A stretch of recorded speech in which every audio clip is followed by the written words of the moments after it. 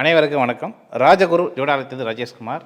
சமீப காலத்தில் பார்த்தீங்கன்னா ஒரு வீடியோ ஒன்று பதிவு பண்ணியிருந்தேன்.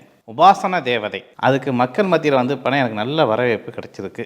அதில் கமெண்ட் பாக்ஸில் ஒருத்தர் கேட்டிருந்தார், சார் உபாசன தேவதை எதுக்கோசரம் வழிபட்டால் என்ன நன்மை சார் அப்படின்னு கேட்டிருந்தார்.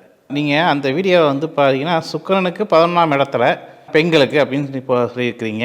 அதேமாரி குரு இருக்கிற இடத்துலேருந்து 11ஆம் இடத்துல உபாசன தேவதை ஆண்களுக்கு வரும் அப்படின்னு சொல்லியிருக்கீங்க. இந்த உபாசன தேவதை என்பது எதுக்கு சார், என்ன பிரச்சனைக்கோசம் இதை நான் பிடிக்கணும், எப்படி வழிபடணும் அப்படின்னு கொஞ்சம் விரிவாகத்தோடு கேட்டிருந்தாரு. அதுக்காக இப்போ இந்த பதிவை நான் பண்ணுறேன். சுக்கிரன், பெண்களுக்கு சுக்கிரன் எவ்வளோ முக்கியம் அப்படின்னு கேட்டிங்கன்னா, திருமணம் காலகட்டத்தில் பெண்களுக்கு சுக்கிரன் வலுவாக இருக்கணும். ஏன்னா ஒரு பெண்ணுடைய ஜாதகத்தில் சுக்கிரன் தான் வரக்கூடிய கணவனுடைய நிலையை கொண்டு அந்த பெண்ணுக்கும் பையனுக்கும் இருக்கக்கூடிய தொடர்புகள். இப்போ சில இடத்துல பார்த்தீங்கன்னா ஒரு பெண்ணுக்கு ஒரு ஆணு கல்யாணம் ஆகிடுது. அவங்களுக்கு பிடிக்காத திருமணம் வச்சுக்கோங்களேன். உதாரணத்துக்கு ஏதோ பெற்றவங்க பையனை பார்த்து உனக்கு வாழ்க்கை தண்ணி அமைஞ்சிட்டா நல்லா இருக்கும் அப்படின்னு நாங்கள் நினைக்கிறோம்.